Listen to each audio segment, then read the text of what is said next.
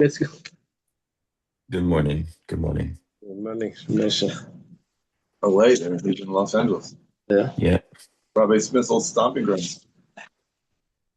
Yeah. We'll give you an itinerary after the Daf. Where to go? I was Oh, never up. a lot of good places. Okay. Today we're going to start on the Mishnah and Daf Vav. I'm a little bit behind. Daf Vav Hamid Aleph on the Mishnah. Bottom of the page. 6A. Blame the guy who's going to show up over there.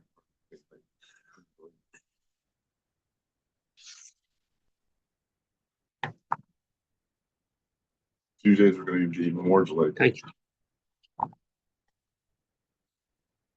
Okay. Thank Hashem. Able to learn Torah every day. Right. We're learning the Mishnah, the new Mishnah. It says, Echad Minchas Chayti v'Echad Kol Menachos shecomes in Zar. Talking about the scoop that the Kayan does to the Mincha. Sticks his 3 fingers in, does a scoop, and he closes his fingers on his thick part of the thumb on the palm, and then he rubs off the top and the bottom. He rubs off the top and the bottom. Well, if it was done not by a Kayan, if it was done by a Zar, a stranger, a non-Kayan, and the Mishnah starts off with whether it's a Minchas Chayte, which means the Mincha, which is a type of chatas, but he couldn't afford to bring the animal or the bird, so he brings the flour offering, or whether it's any Mincha, that a Zar did the Kmitza, or an Einin. The Kmitza was done by someone that a close relative passed away that day, or Tvul Yaim, or he was Tameh, he went to the mikveh and he's waiting for nightfall, but he didn't wait. Instead of waiting, he did the Kmitza already. Mechusar begadim, let's say he's a Kayan that didn't have all the clothing, all the uniform. Mechusar Kippurim, let's say he was supposed to bring a sacrifice before he does Avodah, because he was Tameh or something. And he didn't wait to bring those sacrifices, and he does the Kmitza.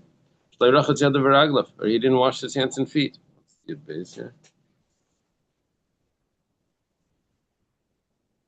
Yadayim v'raglayim. He didn't wash his hands and his feet. Or let's say he was an Aral. Let's say he didn't have a circumcision. Why didn't he have a circumcision? Maybe his brothers passed away from hemophilia. Or Tameh. Let's say he was Tameh. Let's say Yoshev, he was sitting. He wasn't standing when he did the Avodah. Or Omer al Gabi Kalim, or he was standing on top of something else. He's supposed to be standing directly on the ground. They're standing. Al Gabi Behema, maybe standing on an animal. Al Gabi Ragli Chaver, standing on his friend's feet. All of that is puzzle. Kmitza that was done is puzzle. What happens if it's puzzle? Well, another example is Kamatz Bismal is puzzle. If he does Kmitza with the left hand, it's also puzzle. You have to do Kmitza with the right hand. Ben Meseir says, don't worry about it. Yachzer, that means you put the kaimitz back into the pile, into the bowl. The yachzer v'yikmaitz b'yamin. Yachzir is you return it. And the yachzer, and then he returns and he does kmitza with his right hand. So he returns it to the bowl and then he does kmitza with the right hand. No harm, no foul. What's the expression? No harm, no foul. No harm, no foul? Okay. I don't know if a Kayan is allowed to be a lefty. Maybe a mum. I don't remember. Say again? I don't know if a Kayan is allowed to be a lefty, if they can use a Kayan that's a lefty. Yeah. I think it may be considered a mum. I have to check again. Yeah, for an avoda, it's a move. His arm behind They don't let lefties over there. I'm a lefty, unfortunately. You're a lefty? Yeah, but I can still do Birkat Sohanim. So what are you one gonna do? blemish. I Blemish. I asked my Rabbi Cohen whether I should try to become a righty. Uh-huh. He said, "You have more important things to do at the moment." But he thought about it. It was like he thought about it for a while. So you can be a pitcher. If he broke his right hand, can he use the left hand to do it, or he can? Oh, he cannot do left regardless. Yeah. No, so Daniel was asking, he said, should he work on becoming a righty? Switch hitter. No, so this rabbi told him he has more important things to. Whoa, that's awesome, Daniel. You're right now, destined for right greatness, now. sir. More important things. Okay.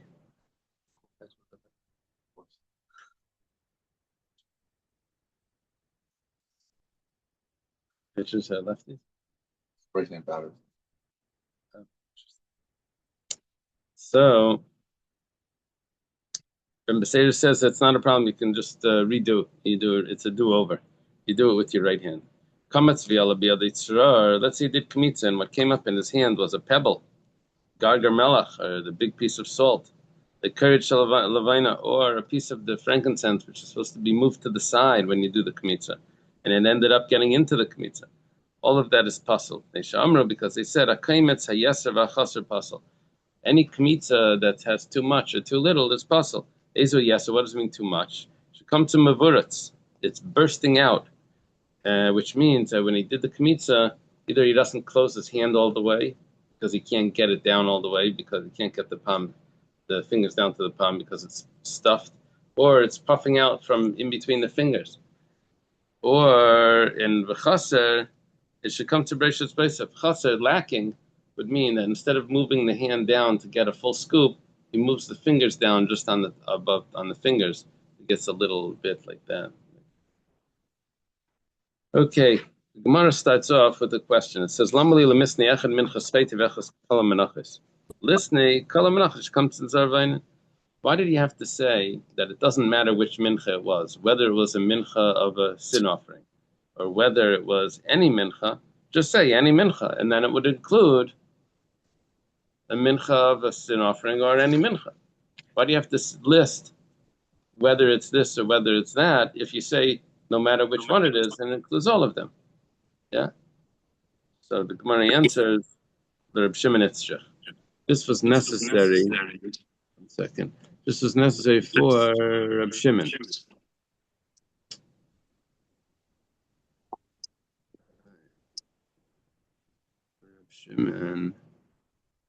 Because we learned that Titania started in a brisa. Amar Reb Shimon. Shimon says Reb Shimon is Reb Shimon Bar Yochai. Says Bedin hu shetei minchas chayte tin Hashem elovaina.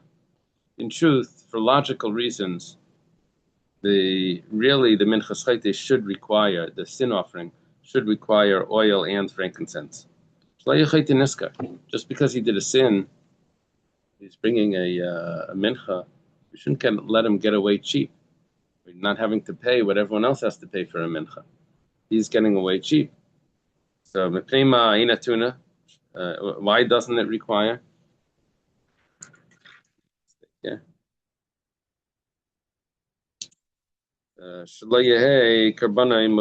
Because we don't want his sacrifice to be beautiful. Okay, now. Okay, one more example before we get to the punchline. Really, a regular chatas, an animal that a person brings, if he ate chelev, if he ate forbidden fats, he has to bring a female animal as a chatas. Really, we should require the libations as well, the flour and the oil and the wine.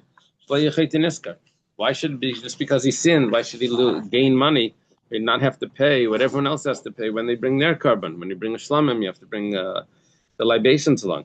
But why doesn't it bring? Why doesn't he have to bring it? Because we don't want his sacrifice to be beautiful. Now we're talking about that someone that does a sin, we don't beautify the sacrifice. Based on this logic of Reb Shimon. Since Reb Shimon says that we don't want his sacrifice to be beautiful,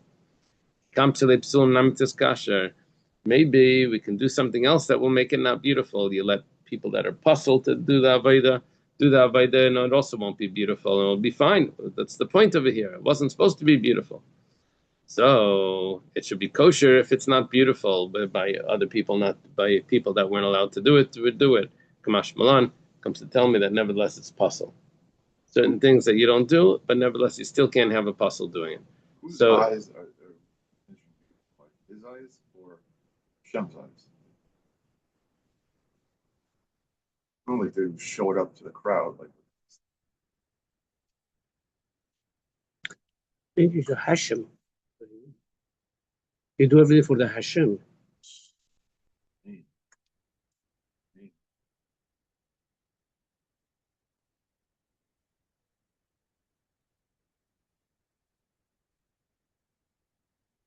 question is,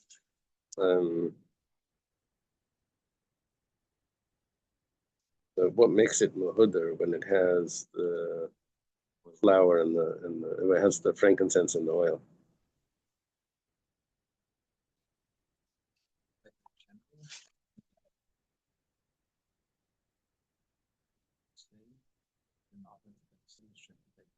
Less, that's what comes out. And these two offerings, less beautiful. Yeah. I don't know if there's other offerings. I mean, there are the birds, but birds are in general, you don't bring other things with the birds. But these two, which you can have auxiliary things, you don't bring those along. Well, the frankincense is a good smell, right? I'm sorry? The frankincense would make it smell good. Right. So that one's easier to understand. It's more beautiful. So the oil in general was considered rich, and that was the flavor, was the oil.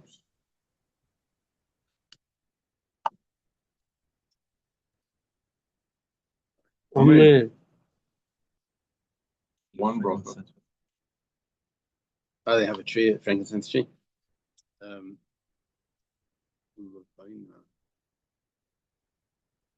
of frankincense. It's a sap that comes from the tree. Yeah, ask Avram Nassim. Years ago, Avram Nassim brought it in with a little thing so we could smell it. Yeah, we tried to burn it. And we didn't get the good smell there. I think we had a fake one. Okay.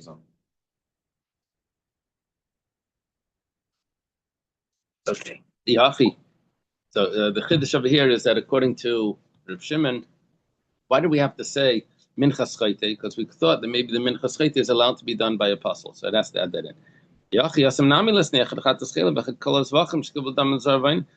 If Reb Shimon has the same statement by a chatas chaylev that really a regular animal chatas should not require the nesachim, that it should require the nesachim, but we don't do it. And the chiddush is according to Reb Shimon that we don't that shlei chayte niskar.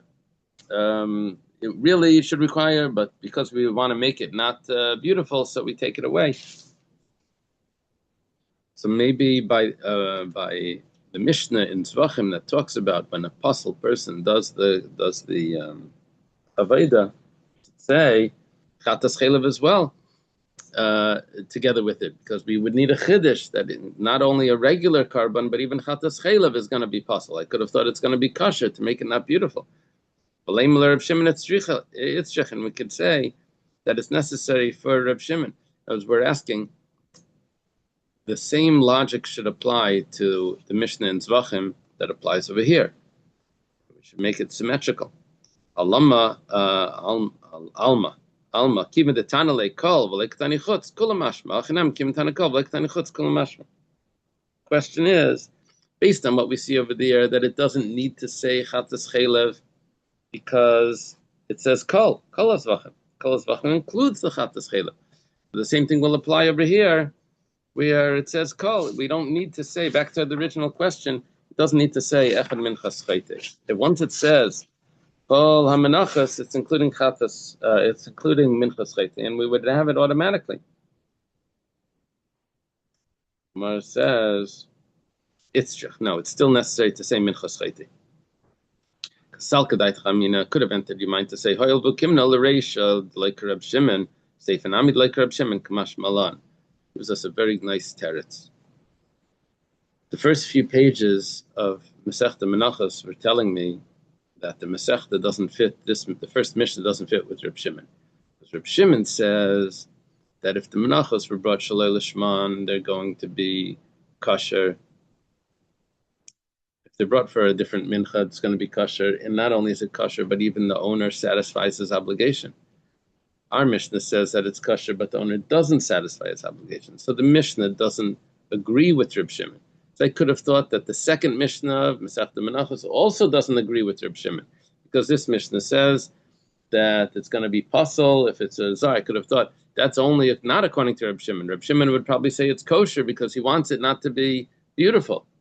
Because the first Mishnah didn't fit with Reb Shimon. The second Mishnah also probably doesn't fit with Reb Shimon. Right? So Kamash Malan wants to tell me no, the second Mishnah does fit with Reb Shimon, because Reb Shimon would agree to this, that it's going to be pasul, even though he wants it not to be beautiful.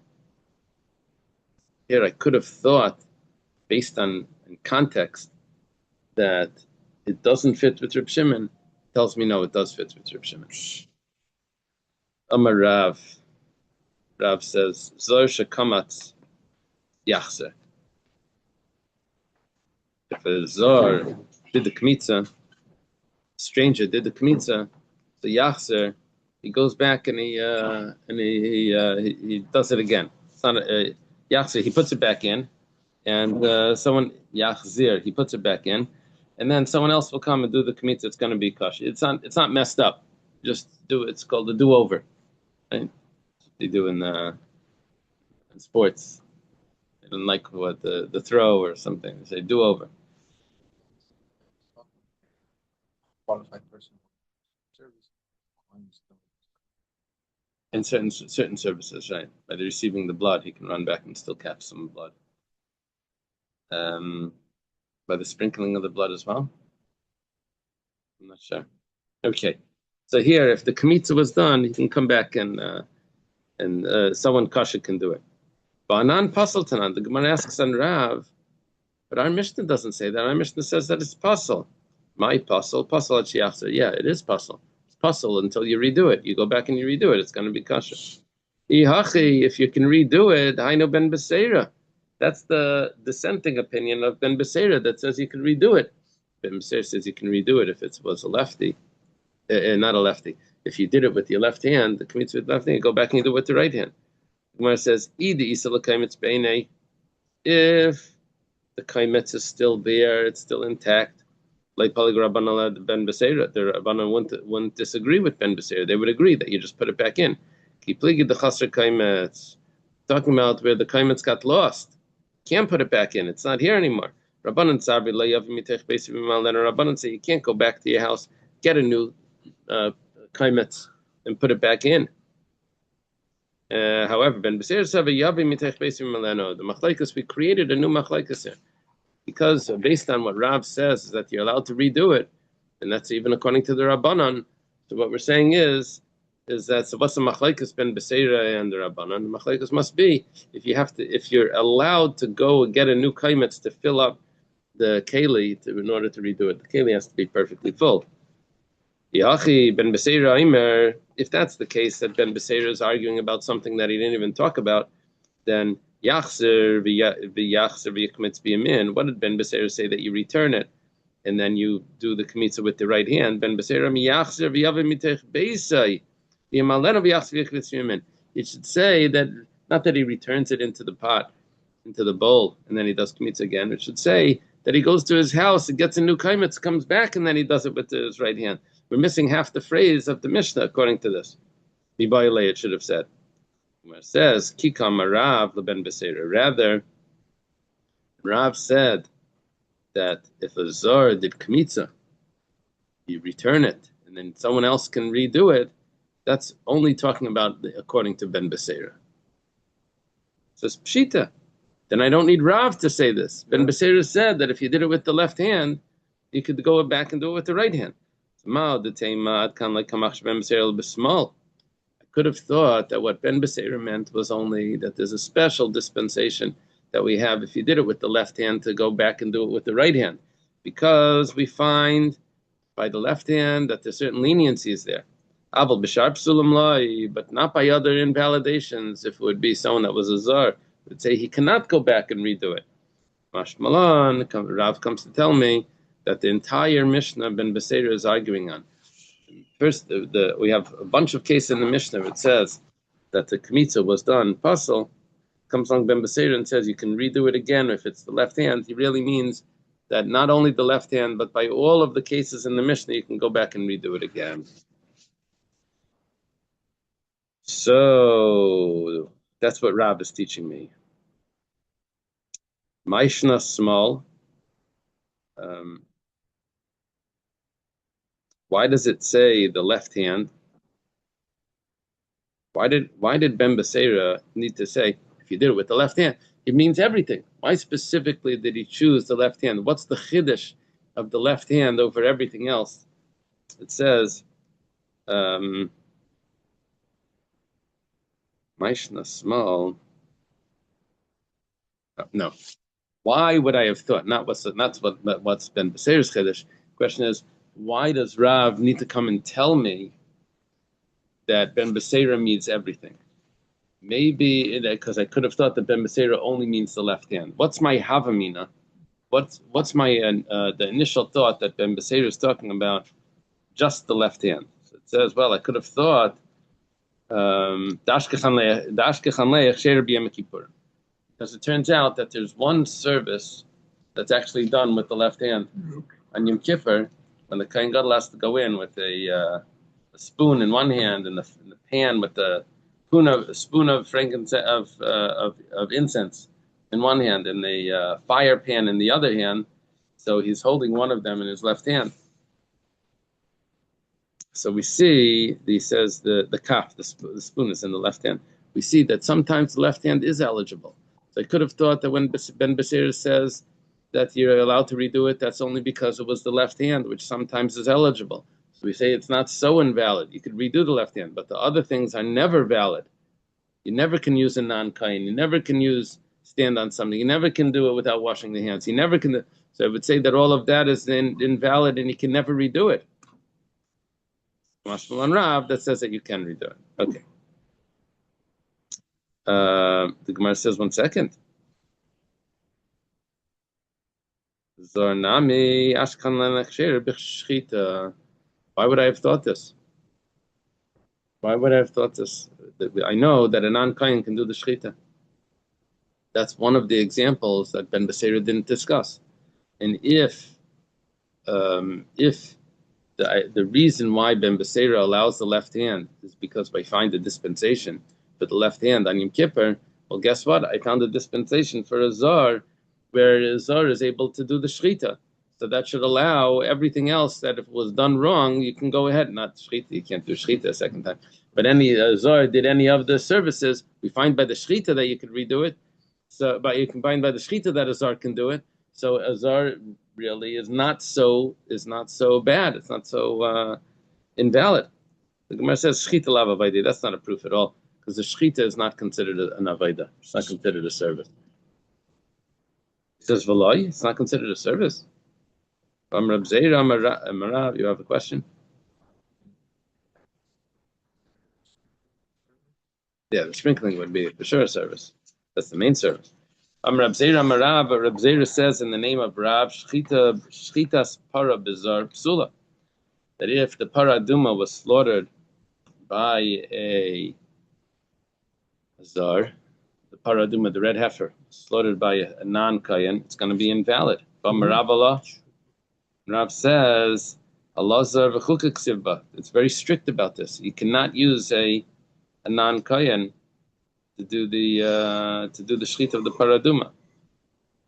So you see that the shchita is considered an avayda. They're very strict about it by the paraduma. Gemara says, well, that's not a proof. That doesn't make it into avayda, because shani para the kachi bedek habayis. The paraduma, the red heifer, yeah, is not considered a regular sacrifice. It's considered bedek habayis. Belongs to the temple fund. It says v'lav kol d'cheinu. That should be a for shiori. That should be a kal v'chaimer. If a bedek habayis is considered we're strict about it, so for sure a regular carbon. Kachi bedek habayis baikuna, kachi mizbeach loy baikuna. The kachi mizbeach, which is holier than the bedek habayis, something that goes on the altar is holier than the temple fund, for sure should require specifically a kayan.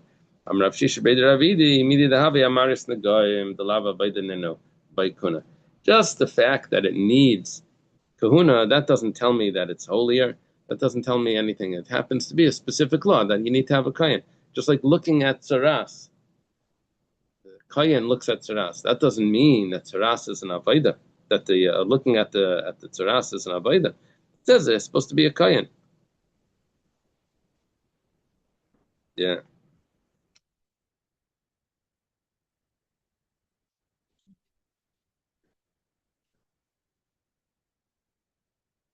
No. Specific law. Yeah, I remember Daniel, something from Rabbi Soloveitchik about different mitzvahs. Some have a din in a kayan, some have a din in bnei Aaron. I don't know if you remember something like this. He had like chidushim on this. Yeah, I've heard this idea before. I'm sorry? I've heard this idea before that there's a difference between Kohanim and Bnei Aaron. Right. Do you hear from him in Boston or in New York? Good question. Okay. Is that like Satmar and Mayor? Okay.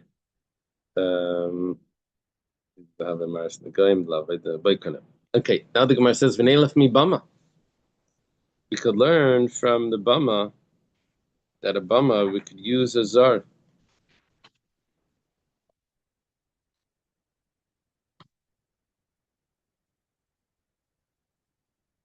Because a bama on an altar outside the temple, we weren't specific that it needed to be a kayan. So you find a dispensation for a zar, a non-kayan, to do the avodah. So too, if it was done by any avodah that was done by a non-kayan, Ben Beseir would say automatically that you're allowed to redo it, because you find that sometimes we're lenient about that. Just like we found by the left hand, that we have on Yom Kippur that we're lenient about, that we use the left hand, and Ben Beseir says you're allowed to redo it. So we find certain cases, for example, by a bama, where you're allowed to use a non-kayan and should be allowed to redo it. So why would I ever have thought that Ben Beseir is only talking about the left hand when we find that this applies to other things as well? Maybe we'll say, well, you can't learn from a bama. We're talking about the temple. You're telling me outside the temple. That's a different era. So, Tanya, but Ustad and Abraisa, minayin liyoytze shemala layeritz, yoytze kasha b'bama. Don't tell me that a bama is so different. You can't learn from a bama. It's not true. Bama is very similar. You see that we learn other things from a bama, because we ask. There's certain laws that if something was invalid, if once it's put on the mizbeach, you don't take it off, even though it's invalid. It says, how do we know that if it left the temple, the sacrifice left the temple, and then it came back in and was put on the altar?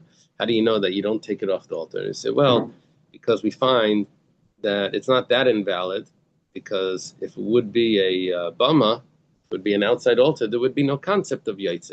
So you see that we're ready to learn halachas from the bama into the Beis Hamikdash, of halachas of the Beis Hamikdash. So therefore we should also learn the stranger that should be allowed. And therefore we have no chiddush of Rav that's telling me what Ben Beseira holds. Gemara says, well, we're not really learning from the bama. Tana really learning from a pasuk. We just use the bama as an example, but we really the basis of it was really a pasuk. We weren't really learning from a bama. Okay, Alatayim Dashmin and Rav. If Rav wouldn't have told this to me, Halav Hachi Habamina B'Shai Psulim Pasal Ben Beseira. I would have thought that Ben Beseira would invalidate any other disqualification that was done to the Kmitza. He would say, Ben Beseira would say, you cannot redo it. But the problem is we have a Brisa, Rabbi Yosi, Rabbi Yehuda, Rabbi Elazar, Rabbi Shimon. Aimrim, these are the sons of Rabbi Akiva's students. Akiva's student was Rabbi Yehuda, his son is Rabbi Yosi. Rabbi Akiva's student was Rabbi Shimon Bar Yochai, his son is Rabbi Elazar Bar Shimon. They say that Machshir Haya Ben Beseir B'Kol Psulim Kulam. Have a clear brisa that says that Ben Beseira was matir all of them to redo it. Betanya, we have a brisa. Kamatz Misham, do kmitza from there, And what does it mean from there? In Makom Shiragle Azar Imdas, in the place where the Zar can stand, which is the first 11 amas of the entranceway of the temple. Those first 11 amas, you can do the kmitza there as well. Notice the kmitza, even though it's all menachos are considered kachi kachim, holy. They don't have to be. Usually kachi kachim is only on the north, but the kmitza we say doesn't have to be on the north. It could be anywhere in the courtyard. So we see b'kamatz misham that it could be anywhere in the courtyard, even the place of where the Yisrael is allowed to stand. And ben b'seir aimer, what does it mean? B'kamatz misham. Minayin shem kamatz b'smal sheyachzer v'yachzar v'yikmetz b'yamin. How do you know if the kmitza was done with the left hand, that you can put it back and do it with the right hand? Amalim b'kamatz misham. You do kmitza from there, which means you do kmitza a second time. Makom shekamatz kvar. Given the crust stomach sieve, mali b'smal, mali b'shar psulim. That kamatz misham, according to Ben Beseir, is teaching me that you can do kmitza a second time. You could redo it if the first time was messed up. And it doesn't tell me specifically that it was messed up because of the left hand, which would mean that even if it wasn't the left hand, other types of invalidations, you could also redo it. So what do I need Rav to tell me that Ben Beseir allows other invalidations to be redone? I would know simply from the Brisa and from the Pasuk and etc. Allah Kamash Malan Rav, rather Rav is telling me Chiddush. His Chiddush is Kamatz Vafilu Kiddush.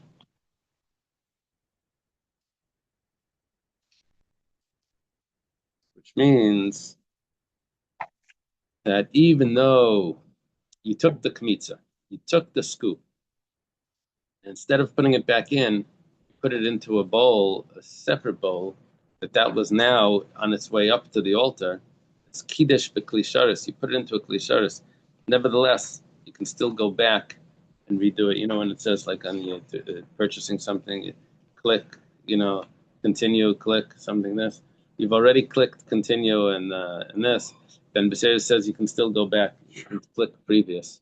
Go back to redo the. Instead of spending 4 hours on the phone waiting for the customer service. I didn't mean to do that. It fell out of my hands. Yeah. Actually, if it falls out of his hands, we're going to see it's not so simple. This is the most popular guy. Ben Beseira, it doesn't tell us his first name. It's usually, there's a Yehuda ben Beseira. There were the B'nai Beseira that argued with the Rabbi Yochanan ben Zakkai at the time of the Churban. They were allowed to blow the shofar outside the temple in front of a bezdin. Remember the B'nai Beseira? B'nai Beseira, they gave up their office when Hillel showed up. Remember, they were the ones they said that he's smart, and they stepped down. They were special people. And somewhere it says Yeshua ben Beseira, but I'm not sure. They may think that it's Yehuda ben Beseira. There were the B'nai Beseira. Their descendants probably got to Providence.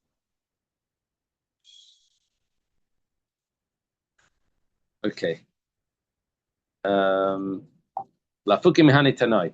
What we mean now is to exclude what these following Tanoim said. They argue with the Tanakama, but they hold the Tanya was taught in the Brisa. Rabbi Yosi ben Yasin. See that?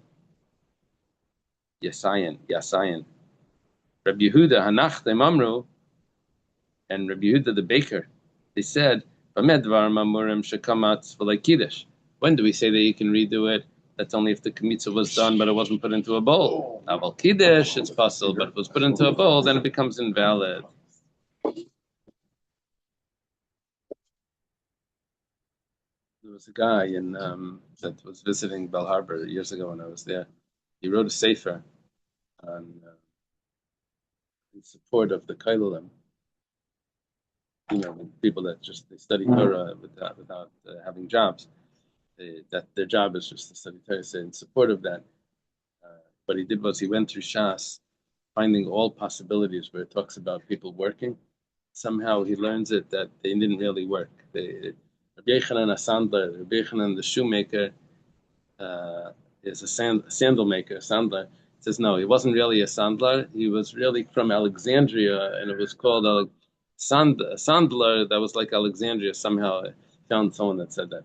He went through everything just to show that don't think that the koil is a new thing, but even from Chazal, people never were. So, yeah, I don't know how he's going to do with Rabbi Yehuda Nachtem. I don't know what he's going to say. I heard something that his Torah was so beautiful, it was like so baked, so thought out. Oh, really? Yeah. So they have a chat from Yeshikaya. And I don't know what he did also with that Gemara where Ben Gamliel shows up and to apologize to Rabbi Yeshua. He sees that the walls of his house are black. He says, "Mikaisle beisecha nira shepchameyata." I can tell that you're a blacksmith because the walls were black from the smoke. So Rabbi Yeshua critiques him. He says, woe to a generation that has leaders like you that don't know what the people are going through. They'll let them eat cake type of leaders. So, but I don't know what he's going to do with that. That was very clear that Rabbi Yeshua is a blacksmith. He had a pshat. He had a way. Anyway, yeah. I think we consider that dishonest. You have an agenda and you look through. Your agenda is before you. Instead of seeing what it says, you look for what your point. Okay. Now, the Ikadamri, those that say kamatz in kiddush loy. These sages said that when do we say that your Rebbe Beseir would say that you can redo it? That's only if it was like kiddush. Abel kiddush is going to be puzzle. Comes along Rav and is telling me lafuki from those sages. Now, some say kamatz in kiddush loy. Come on, and who does that go like? Kahani tanoya lafuki mitanakama. Some say that it's specifically going according to those Kedamri that Rav said that. What's the Kedamri? Show me in your Gemara how they translate this.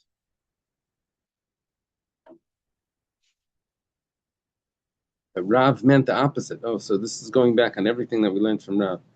And it's okay now that Rav said that only if it was Kiddush, but not if it was only if it was Kamatz, but not if it was Kiddush.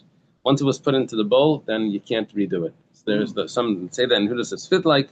This fits like these two Tanoim of Rabbi Yossi ben Yasin and Rabbi Yehuda Nachtem, which is excluding from negating what the Tanakama said, which we didn't quote the Tanakama, but we know that they're arguing. So they're arguing with who? They must be arguing with the Tanakama, which says that it doesn't matter. Even if it was put into a bowl, you could redo it. Maskefler of Nachman. Nachman has a question. Micah Sabri Hani Tanai. What are they thinking? These Tanaim that say that only if the scoop was taken you could redo it, but not if it was put into the bowl. Ikmitas psulan avaidi, is the kmitza itself considered part of the service? And if it was done by someone invalid, then it invalidates it. Then it should be invalid already, even if it's not put into the bowl. Ikmitas psulan avaidi, and if it's not considered a service, so who cares if they put it in the bowl? It's not considered anything because they're not valid. Rav Nachman, really, the Kmitza is considered an Avaida. However, like Gamra Avaida said, David Matan Keli. It's only half the Avaida. He wasn't expecting this in his question. The question is, what is it? Is it this or is it that? And the answer is, it's gray. Is it black or is it white? The answer is it's somewhere in the middle. That was his answer. What does it mean it's somewhere in the middle? Saying that you only did part of the Avaida. They complete the Avaida by putting it in. Following words, the Shitim Kmetzes takes out, Yachafil like Kiddush, goes like this. We're on top of Daf Zayin. And if you put the Kaimitz back in, Tiktesh Velifsel. So he's asking, the Gemara is asking now an interesting question. We said that you took the Kaimitz out of one bowl, and if you put it into another bowl, then you're going to mess it up forever.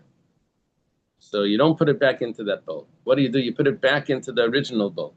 So the Gemara is asking, if you put it back into the original bowl, then the original bowl will also be mekadesh the kaimetz. What's it? That's also a klisharis. You took it from one klisharis, you put it into another klisharis. Don't put it into the other klisharis. Put it first and put it back into the original bowl. So you'll take a scoop again. Because if you put it into the new bowl, then you're going to mess it up. So the Gemara is asking, but even if you put it into the old bowl, that's also a klisharis. That's also going to automatically mess it up because that's going to be kiddush bekeli. Rav Yochanan Zoysi Meres. Rav Yochanan says this is telling us that klisharis in mekachan elamidas. When you're putting it back in to the original bowl, you're not having intention to do kiddush bekeli. You're having intention just to redo it, putting it back. And when does a klisharis make it into the service that this is now the consecrated kaimetz that you're going to bring to the mizbeach? That's only if you had intention for that. But when you put it back into the original bowl, you didn't have intention for the kiddush. You had intention to redo it. Midas mekachin. But if it would be midas, if you did have intention, then it would be considered kiddush. But by minei Rish Lakish mer Rabbi Yochanan, 1 second. Rish Lakish asked Rabbi Yochanan in this question. He says, "Klisharis ma'ashi kachub sulun lechatchil likar." If a zar does the kmitza, and he puts it into a keli, you're allowed to now take it because it's in the keli and offer it up on the altar. Amalei ein mekachin. He says the klisharis isn't mekadesh it. What happened by us? We had a zar do the kmitza, right? Some invalidation did the kmitza, right? And then we say, don't put it into the new keli. You have to put it into the old keli. You put it into the old keli, you put it back in, you can redo it. I'm saying, but if you put it into the new one, it's going to be a problem. We have a question where Rish Lakish asked Rabbi Yochanan, if you will a klisharis consecrate the kaimetz from a zar, and Rabbi Yochanan said no. This is what's the difference if you put it into the new one? It's going to be nothing anyway. So Amalei, you take out the Amalei. It says Ein Mekach. The Gemara answers Ein Mekach Likarev Hava Mekach Lipasul. There was a detail in that question that you're ignoring. The detail in that question was, does the klisharis, isn't the klisharis mekadesh it so that you should be allowed to bring it up on the altar? And Rabbi Yochanan said no. Now you're dropping the part to bring it up on the altar, and you're saying Rabbi Yochanan says that the klisharis doesn't work. So we're answering. Rabbi Yochanan never said the klisharis doesn't work. Rabbi Yochanan said the klisharis doesn't work to bring it on the altar, but the klisharis works to make it possible. That you can't redo it. Rav Amram goes back and he explains what Rav meant. I'm sorry, not explaining Rav. He's explaining that we said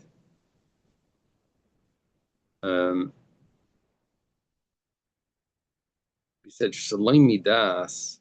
We're talking about if you put it back in.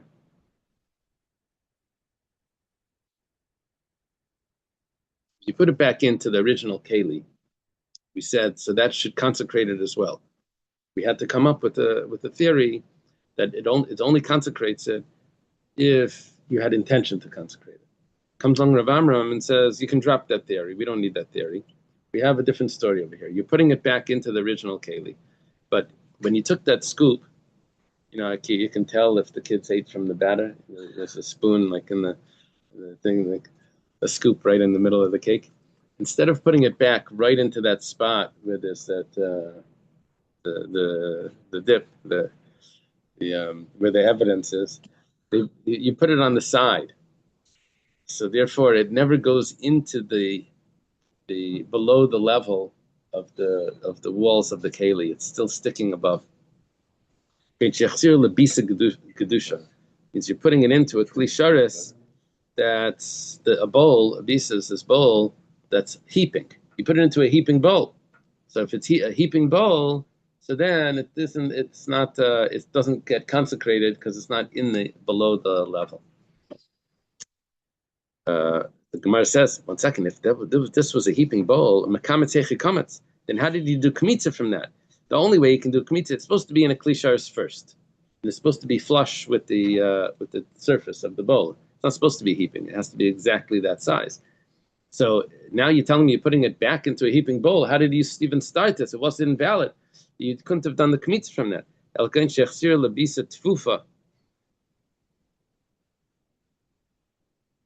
It's tfufa. It's exactly flush with it. You're putting it back. Because once you stuck your hand in the kmitzis, you made a groove. You made an indent.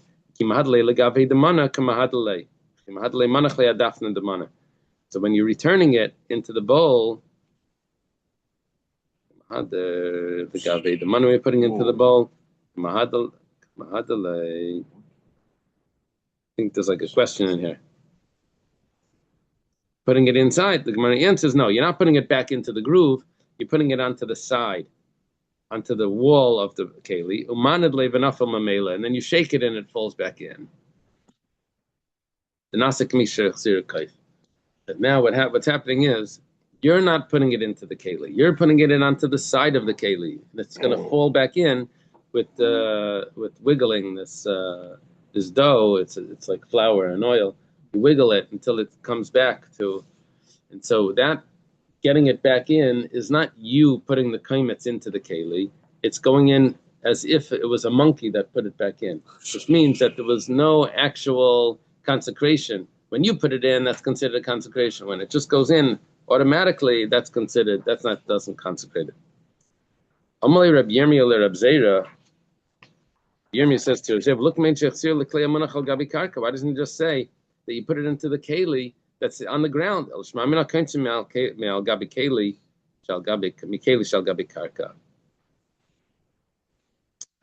Rather, we see from this that wouldn't be a problem to do kmitza from a keli that's on the ground.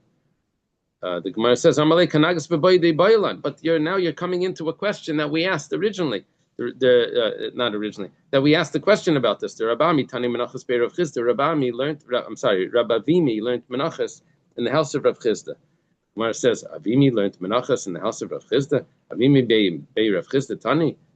He learned Menachos by Rav Chisda. It's exactly the opposite. Rav Chisda is a student of Avimi. From Rav Chisda, Kol fi tavi bali me Avimi. How do they translate this? Blows? Yeah, blows. We got a lot of blows I got from Avimi. That's my teacher. Oh, he hit me. Allah da hashmaitze because of the following halacha. There's a discussion about evaluating property. It says that if they're announcing every day that's come and see what it's worth, then they do it for 30 days. If they're announcing only on Monday and Thursday, then they do it for 60 days. So, and it says that Rav Chisda says that Avimi really hit me because of this discussion. So the Gemara is asking, so what do you mean that Avimi learned Menachos by Rav Chisda? We know that Rav Chisda was a student of Avimi. So listen to this. Avimi Masechta Isakra. Avimi forgot Masechta Menachos. Asakami de Rav Chisda Latkuri Gamri. He came to Rav Chisda, who was a student, because he knew that he knew it. So he went to Rav Chisda to learn it. Gemara says, if Rav Avimi is the teacher, then he could send Rav Chisda to come to him. He understood that if you want to learn, you have to go to the teacher, not send for the. You have to go to the student. He's going to learn it better if he goes, because the more reward you get, the more effort, the more reward. Woo! Okay.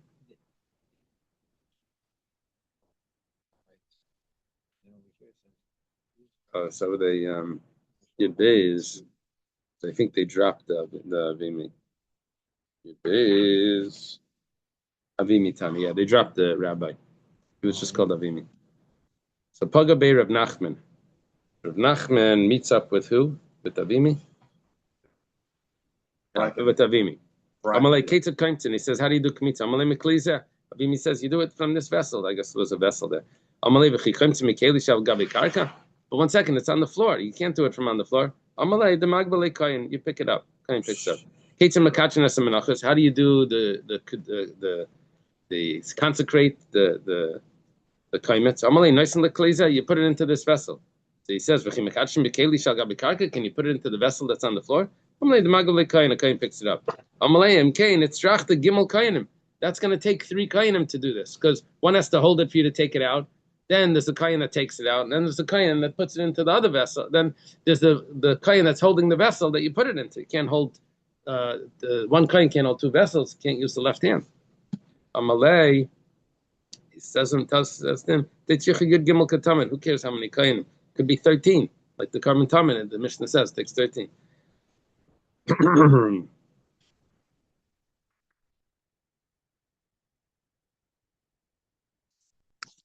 See where I stop.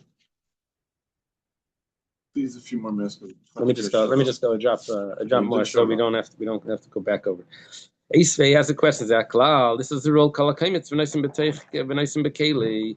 Anyone that does kmitza and puts it into a vessel, hamelech v'amak delechel davar shadar kelechel, and he moves, he walks it, or he offers anything that was eligible to be offered. There was anything that was eligible to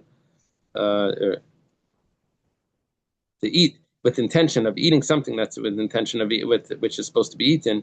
Now, on all of this, it doesn't say we're talking about having the wrong thoughts by one of the Avedas.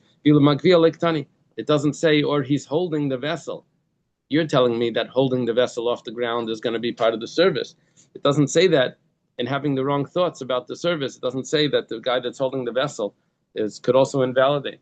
It says Tana Seder Avedas Nakat B'lei Seder Kainim. We weren't talking about how many kainim that there are needed here.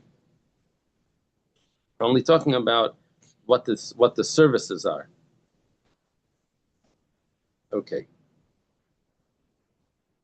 Kaimetz v'naisin bekeli. Okay. They asked Rav Sheshes, are you allowed to do the kmitza off a vessel that's on the ground? Take a look what they do in the heichal. Lagav means inside. When they go inside with the showbread, Shnayim, 2 people go in. They have in their hands the 2 rows of loaves, 6 and 6. And 2 have the 2 spoons of the incense, of the frankincense. There's 4 people that go in front of them. 2 people eat to take the old bread. And 2 of them to take the 2 spoons. But how do they take the bread? They have to lift the table off the ground to take the bread off to take the spoons or the bread off. They have to. Yeah, you can't do a kmitza from something that's on the ground. You'd have to be lifting it up. It says la v'ametasam. Didn't we already tell you? Say the avedus nakat. Lachanami say the avedus nakat. We're only saying what has to be done. We're not talking the aveda. We're not saying how many kayanim were there. Does me dummy? That was a teretz before. But hasam leinachas leminyana the kayanim. Over there, you didn't tell me how many kayanim you needed. Hachanachas leminyana the kayanim. Over here, you told me that you only need 4 kayanim. You forgot to tell me you need another 2 kayanim to lift the table.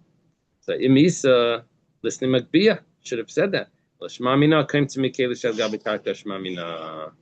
Obviously, you can take from the keli that you can do kmitz even if it's on the ground. Amarava pshitli comes to me keli shel gabi karka. When taking the frankincense, that you can take it from the ground, and also you put the frankincense onto the table even though it's on the ground. Okay, let's leave it over here. Woo! Thank you. Good job, everybody. Thank you very much. Okay. Very nice. Great job. Have a good day. Thank you. That's very Woo! understand. Chodesh Tov. Oh, that's right. Glad everybody showed up then.